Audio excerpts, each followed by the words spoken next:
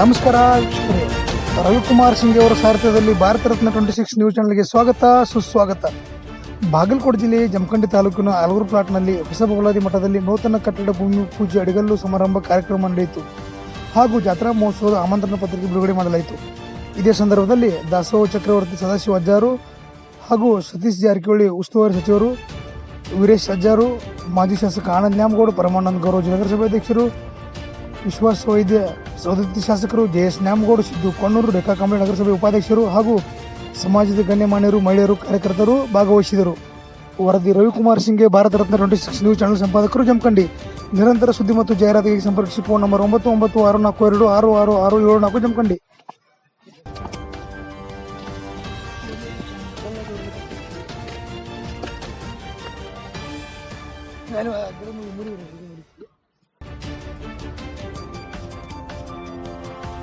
ದೇವಃ ಹರಃ ಓಂ ನ ಕರ್ಮಣ ನ ಪ್ರಜಯಾ ಧನೇನ ತ್ಯಾಗೇ ನೌಕೆ ಆಸಯತೆ ನಮಃ.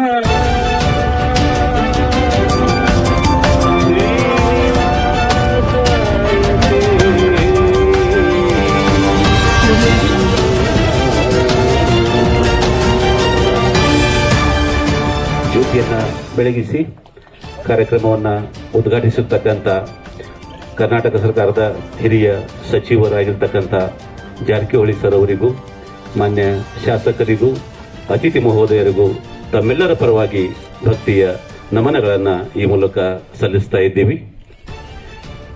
ಪರಂಪರೆ ಇದೆ, ತಂದೆ ಅಂತ ಭಕ್ತರಿದ್ದಾರೆ.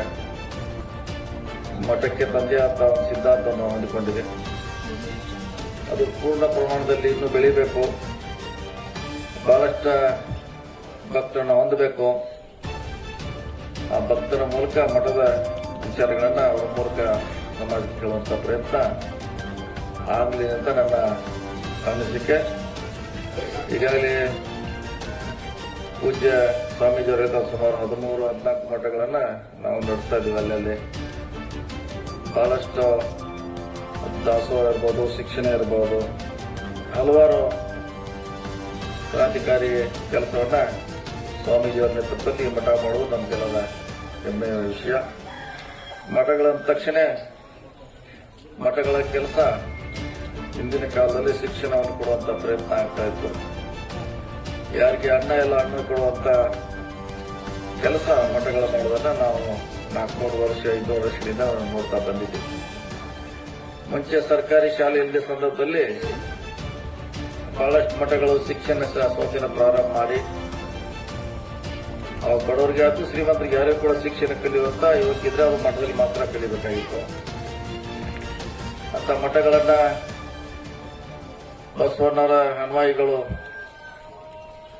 ಪ್ರಾರಂಭ ಮಾಡುವಂತ ಕೆಲಸ 400 ವರ್ಷಗಳಲ್ಲಿ ಪ್ರಾರಂಭ ಮಾಡಿ ಇವತ್ತು ಮಠಗಳು ಇಡೀ ನಮ್ಮ ರಾಜ್ಯದಲ್ಲಿ ಮೂಲೆ ಮೂಲೆ ಮಠ ತಲೆ ಎತ್ತಿದೆ.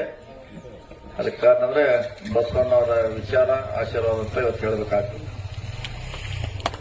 ಬಸವಣ್ಣವರ ವಿಚಾರಗಳನ್ನ ಈ ಮಠಗಳ ಅವರ ಕ್ರಾಂತಿಕಾರಿ ಹೋರಾಟಗಳನ್ನ ಹೇಳುವಂತ ಪ್ರಯತ್ನ ಈ ಮಠಗಳು ಈ ವೇದಿಕೆ ಮುಖಾಂತರ ಆದಾಗ ಮಾತ್ರ ಅದು ಸಮರ್ಪಕವಾಗಿ ನೆರವೇರ್ತದೆ ನನ್ನ ಭಾವನೆ. ಮಠ ಆಗಲಿ, ಮಠ ಬೆಳೆಯಲಿ, ಶಿಕ್ಷಣ ಸಂಸ್ಥೆಗಳನ್ನ ಸ್ಥಾಪನೆ ಮಾಡಲಿ, ಸಮಾಜದಲ್ಲಿರುವಂತಹ ಅಂಧಕಾರ, ಅನಾಚಾರವನ್ನ ಹೋಗಲಾಡಿಸುವಂತ ಪ್ರಯತ್ನ ಈ ಮಠಗಳ ಮಾಡಬೇಕಂತ ನಮ್ಮ ಭಾವನೆ. ಈಗ ಬಸವಣ್ಣವರು 12 ಶತಮಾನ ಹೇಳಿದ್ರು, ದೈವೇ ಧರ್ಮದ ಮೂಲ ಅಂತ ಹೇಳಿದ್ರು. ಯಾವ ಧರ್ಮದಲ್ಲಿ ದಯ ಆಗ್ತೈತಿ ಅದನ್ನ ನಾವು ಒಪ್ಕೋಬೇಕಂತ ಹೇಳಿದ್ರು. ಯಾವ ಧರ್ಮದಲ್ಲಿ ದಯ ಇಲ್ಲ ಅದನ್ನ ತಿರಸ್ಕಾರ ಮಾಡಬೇಕಂತ 12ನೇ ಶತಮಾನದಲ್ಲಿ ನಮ್ಮ ಸಂದೇಶನ ಕೊಟ್ಟಿದ್ರು.